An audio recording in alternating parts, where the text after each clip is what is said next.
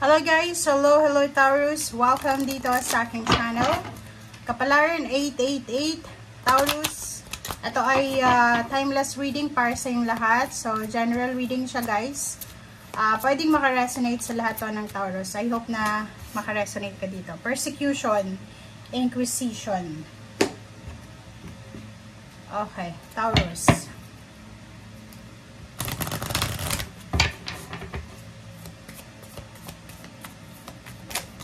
Okay, change. Wow. Change. Okay, Taurus. Gusto ko itang i-congratulate dito sa card mo na to. See, first of all, eto ka. Eto yung past mo. Siguro mayroong mga Taurus dito na nagkaroon sila ng mistakes, error sa buhay nila. Like for example, babae ka, nabuntis ka ng maaga, hindi ka nakapagtapos ng pag-aaral, or posibleng nag-asawa tapos nakipaghiwalay. So, failure yung married life mo. Okay? And yung iba din sa inyo, lalaki siguro, marami kayong napagdaanan na medyo failure sa buhay. And maraming mga tao yung pinresecute ka. 'Di ba? Yung parang ginudge ka nila. Okay? May ginawa kang isang bagay na may isang pagkakamali kang ginawa. Tapos, yung judgment sa'yo ng tao is buong pagkatao mo na yung apektado. Parang ganun. Okay? So, nakikita ko sa'yo dito, pahigaw mo sa comment section, yung mga Taurus na nagkaroon ng ganyang sitwasyon. Sinasabi sa'yo dito na huwag kayong mag-alala kasi may pagbabago dito. Okay? Magbabago yung lahat, lalo na yung mga ginajudge, yung mga Taurus na palaging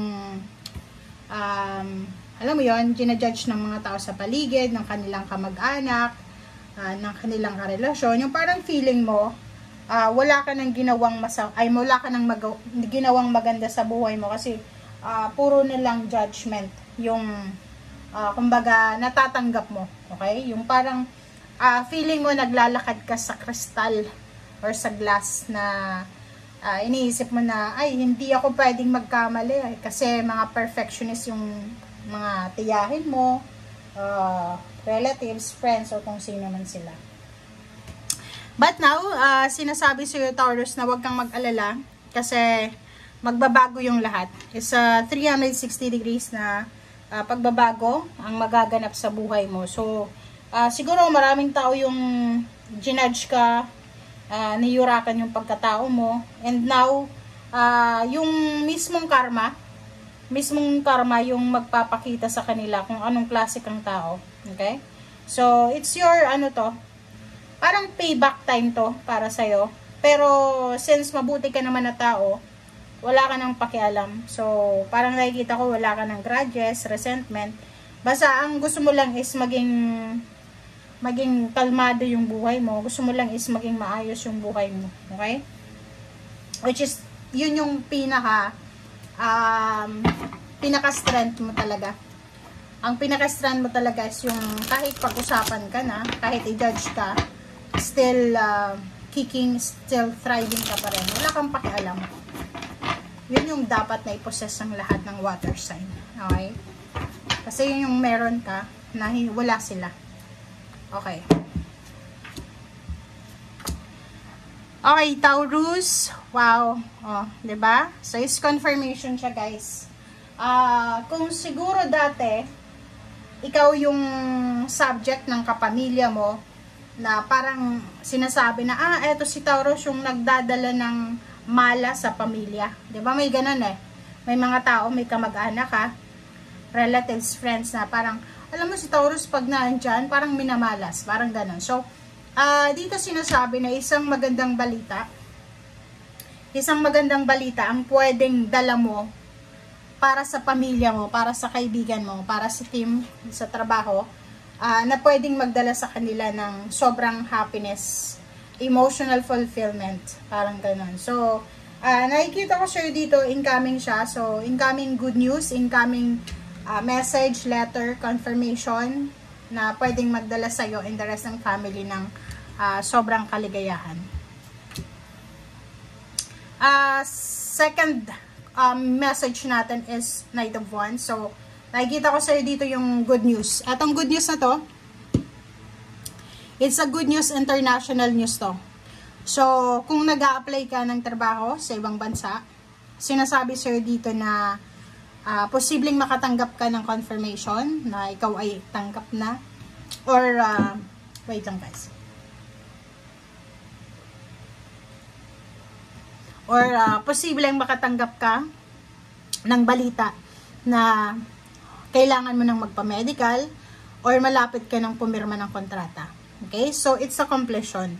Sinasabi sa'yo dito na tapos na yung mga malulungkot na araw sa buhay mo. Emotionally, financially. Ganun naman talaga tayo eh. Tayo ay namumuhay sa parang umiikot na bolang kristal. Minsan sa taas, minsan sa baba. Pero may mga tao talagang minsan sa baba na talaga or yung iba talaga palaging nasa taas. But dito sa'yo, sinasabi na punong-puno ng pagbabago to. Okay? So, sobrang pagbabago siya. Magbabago yung buhay mo na parang 360 degrees. Kung sobrang hirap ng buhay mo, pwedeng manalo ka sa loto or biglang yaman, biglang promote, biglang taas ng sweldo, biglang makakatagpo ng tao na pwedeng maging connection, parang ganon. Okay, the Hermit and King of Pentacles. The Hermit and King of Pentacles. Sinasabi sa'yo dito, Taurus, na parating na yung liwanag, parating na yung illumination, yung liwanag, parating na yung kapayapaan, lalo na sa usaping pera. Siguro for several years, several dekada na nakaraan, puro paghihirap sa pera, financial, or sa career ang nangyayari sa buhay mo. But now, kung makikita mo dito, sinasabi na malapit na yung kapayapaan sa pera. So, is financial peace and harmony. Okay? Security and stability ba? Okay? Oh, says confirmation again. Oh. Diba? So, kino-confirm ng baraha mo, Taurus, na maraming opportunities, possibilities, kontrata, bagong trabaho, promotion, level up ng trabaho. Isang financial wish mo ang posibleng magkakatotoo. So, kung nag-wish ka ng manalo sa loto, or posibleng magkamal ng limpak-limpak na salapi, possible siya.